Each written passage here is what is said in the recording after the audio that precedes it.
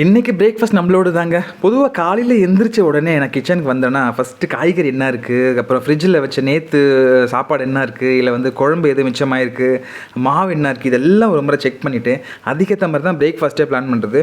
முடிஞ்ச வரைக்கும் பிரேக்ஃபாஸ்ட் வந்து நான் எடுத்துப்பேன், நான் பிரேக்ஃபாஸ்ட் நான் பண்ணுறேன்னு சொல்லிட்டு. ஆனால் அது ஏன் வீட்டுக்கார அம்மாவுக்கு வந்து என்ன சொல்கிறது பிடிக்காது. ஏன்னா நான் வந்து கொஞ்சம் ஹெல்த்தியாக சமைக்கணும்னு பார்ப்பேன், இல்லை வந்து டயட் ஃபுட்டுன்ற மாதிரி ஏதாவது ரெடி பண்ணுவேன். நார்மலாக சமைக்கிறது வந்து நான் வந்து முடிஞ்ச வரைக்கும் கட் பண்ணோன்னா அது அவங்களுக்கு கொஞ்சம் கோவம் வரும்.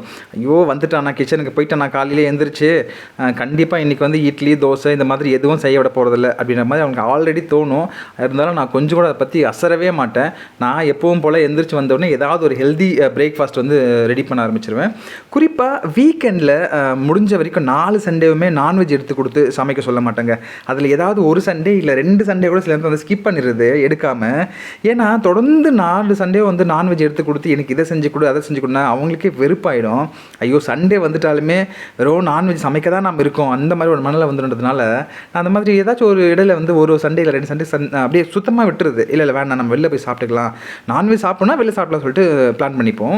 அதே மாதிரி இன்றைக்கி வந்து எதுவுமே வந்து நான்வெஜ் எடுக்கல.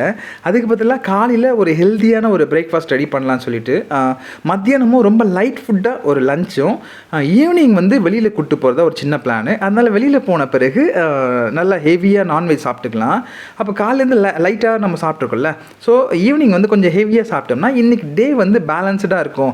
இதெல்லாம் கொஞ்சம் கணக்கு பார்த்து சாப்பிட்றது உண்டுங்க உண்மையை சொல்லணுன்னா. அதுக்கேற்ற மாதிரி இன்றைக்கி வந்து தேங்காய் வந்து எடுத்துக்கிட்டேன். காலையிலேயே தேங்காய் சட்னின்னா கூட என் வீட்டுக்காரம்மா வந்து நான் தேங்காய் எடுத்து உடச்சி வச்சா தான் அவங்க சட்னியே ப்ரிப்பேர் பண்ணுவாங்க. தேங்காய் உடைக்க அவங்களுக்கு வராது. அதனால் தேங்காய் வச்சு நாமளே ஒரு பிரேக்ஃபாஸ்ட் பண்ணலாம் சொல்லிட்டு ஒன்றும் இல்லை, தேங்காய் பால் எடுக்க தான். ஆனால் நான் வந்து கொஞ்சம் பார்த்து செய்வேன் இந்த தேங்காய் பால் எடுக்கிறது கூட. அதுவே அவங்க கொஞ்சம் சில நேரத்தில் வந்து இரிட்டேட் ஆகும். நீ என்ன ஹோட்டலில் பண்ணுற மாதிரிலாம் பண்ணிட்டுருக்குற அப்படின்ட்டு.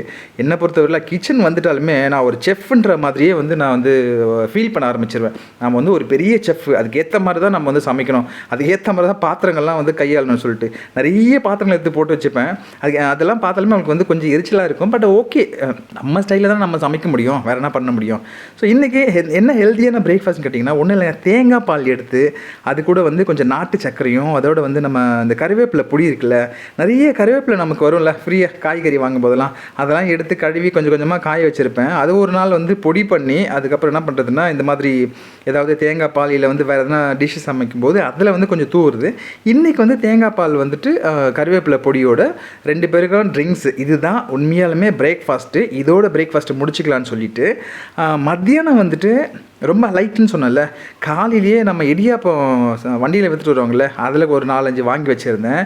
இது வந்து மத்தியானத்துக்குன்னு சொல்லிட்டு அப்படியே ஒதுக்கிட்டோம். ஏன்னா ஆனால் என் வீட்டுக்காரம்மா வந்து இடியாப்பம் கூட தேங்காய் பாலில் சாப்பிடுவாங்க. எனக்கு அது கொஞ்சம் வந்து ஒத்து வராது. ஏன்னா அது வந்து ஒரு மாதிரி இனிப்பாக இருக்கும், கொஞ்சம் காரசாரமாக சாப்பிட்டா நல்லா இருக்கும்ன்றதான் எனக்கு. அதனால் முட்டை எல்லாம் போட்டு கொஞ்சம் தக்காளி அதெல்லாம் போட்டு ரெடி பண்ணி கொடுத்தாங்கன்னா இடியாப்பம் அது சாப்பிட்றதுக்கு சூப்பராக இருக்கும். அதே மாதிரி சாப்பிட்டு பழகிட்டோமா, அதனால் வந்து நமக்கு அதுதான் கேட்குதுன்னு வச்சிங்களேன். எனிவே காலையில் அதுக்கப்புறமா வந்து மத்தியானமும் ரொம்ப லைட்டாக ஒரு 10 மினிட்ஸில் அது முடிக்கிற மாதிரி பிரேக்ஃபாஸ்ட் லஞ்சு முடிச்சுட்டு மீதி நேரம்லாம் அட்லீஸ்ட் சும்மா வச்சு கொஞ்சம் ரெஸ்ட் எடுத்துக்கலாம்னு சொல்லி ஈவினிங் அதுக்கேற்ற மாதிரி வெளியில் கிளம்பி நம்ம நாவலூர் வரைக்கும் போயிருந்தோம். நாவலூர் போன உடனே ஃபஸ்ட்டு வேலையை என்ன ஆர்டர் பண்ணேன்னு வச்சிங்களேன், ஸ்டார் பிரியாணி இருக்குல்ல, ஆம்பூர் ஸ்டார் பிரியாணியில் வந்துட்டு மட்டன் பிரியாணி தாங்க. நல்லா சுட சுட வந்துட்டு மட்டன் பிரியாணி. மட்டன் பிரியாணினாலுமே பொதுவாக நாங்கள் சாப்பிட்ற இடம் வந்து ஸ்டார் பிரியாணி தான். வேறு எங்கே போனாலும் அந்தளவுக்கு மட்டன் பிரியாணி வந்து டேஸ்ட்டும் கிடைக்காது, அந்த பீஸும் கிடைக்காது. அதுக்காகவே அங்கே போயிடுது.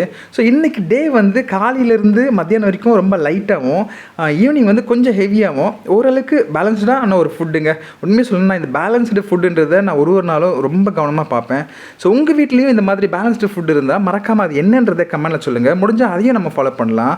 நம்ம சேனலோட இணைந்திருக்குன்னு சொல்லிட்டு அன்பாக கேட்டுக்கிறேன். தேங்க்யூ.